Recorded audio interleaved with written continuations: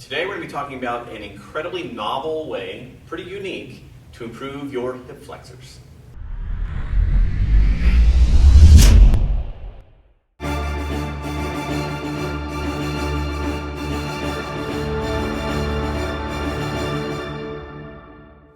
In our last two videos, we've been answering the question, why are you stretching in the first place, and trying to get people to recognize that most people stretch in order to improve a range of motion.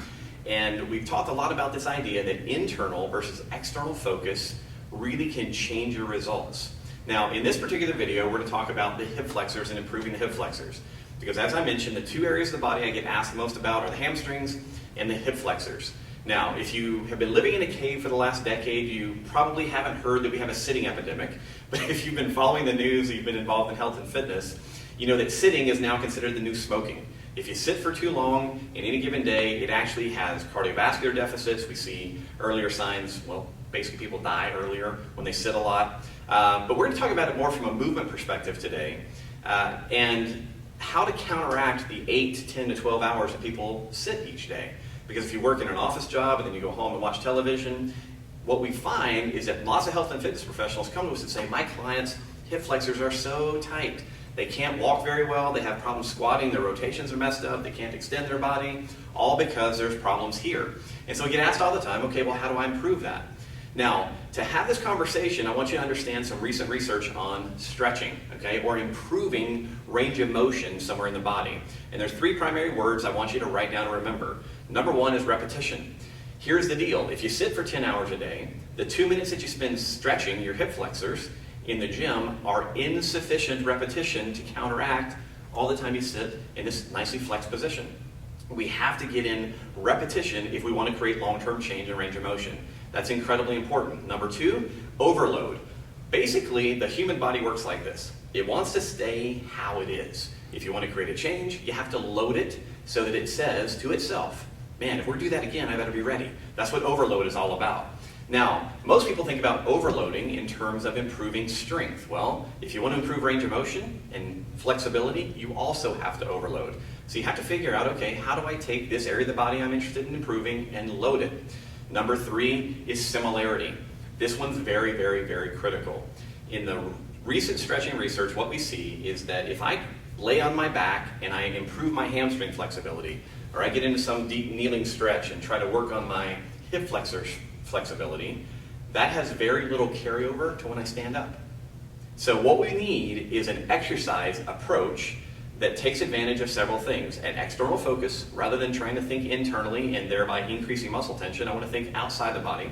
So we need to use an external focus, we need lots of repetition, we need lots of overload, and we need it to be as similar as possible to what I'm trying to improve. So those are your basic principles. So what we look at constantly in Z-Health is walking. Walking is, in general, controlled at the brainstem level, and we want it to be very reflexive. However, if you undertake what we call purposeful walking, occasionally it can be an amazing drill for improving hip flexor function. So here's how you do it. You go, okay, I'm going to go out and take a quarter mile, half mile, full mile walk. Doesn't matter to me. I just want you to go out and walk, and this is my sneaky way of asking you to please move. In general, I like to say, hey, the first time you do this, start with a half mile and then work up to a mile. And here's the technique. You go out, you start walking. You're then going to say, for the next 30 steps, I'm going to use an external focus, which means I'm going to focus on keeping the heel of my shoe, or assuming you're walking in shoes, keep the heel of your shoe in contact with the ground slightly longer than normal. Now what happens is when I take a normal step, my heel starts to come up off the ground fairly quickly. If instead I focus on keeping my heel on the ground a little bit longer in each step, it takes my hip into a little bit more hip extension, it loads the hip flexors and works on their range of motion. Now, in a half mile or full mile walk, you do 30 steps with focusing on the heel contact, and then 30 regular, and then 30 and 30. And just alternate like that for the length of your walk. You're going to get in hundreds and thousands of repetitions if you do this every week. So it hits quality number one. It's an external focus, which is quality number two. It's going to overload the tissues because it's a new movement pattern, and I guarantee you will notice it the next day. So it's going to overload, and it's incredibly similar. Whenever we talk about the hip flexors, we're always concerned about how's your posture, How's your ability to get into hip extension? How's your gait? So this fits a perfect set of criteria for maximizing your gains in a way that will matter to you long term. So again, simple concept. Take a mile walk or a half-mile walk or a quarter-mile walk. 30 steps, focus on keeping the foot on the ground a little bit longer or the heel on the ground a little bit longer. 30 steps, walk normally, and just repeat that over and over. If you do this for 1 to 2 weeks, I guarantee you your hips are going to feel completely different than they currently do, and you may find a very fast fix for all those hours that you have to spend sitting in a chair at work.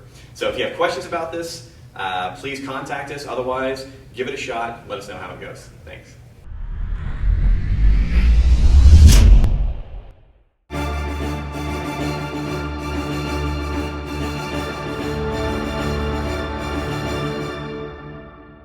Okay, so what we're going to be doing is we're walking towards the camera. We're turning your head right and left. That's supposed to be 2 to 6 seconds. Am I pretty? You are. Oh, so pretty. Oh, sir.